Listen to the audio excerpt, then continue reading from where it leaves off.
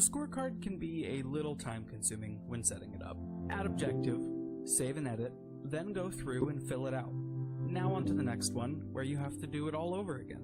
Man, it's too bad there's no way to fill them all out at once. Oh wait, yeah there is. The wizard.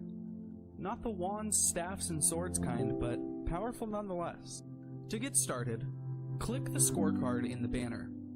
When the window drops down, click on, you guessed it, the wizard.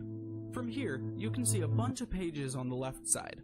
Each one is a different part of the objective creation process, but right now we're just drafting. To add your objectives from the wizard, just click the blue add button and toss your objectives in there. Don't worry about anything but putting all of the objectives in there and get them all written down. Now, when they're all ready to go, meet me in the next video where we're going to go over the next step. Quality.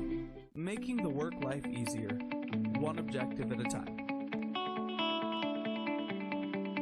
MyObjectives.com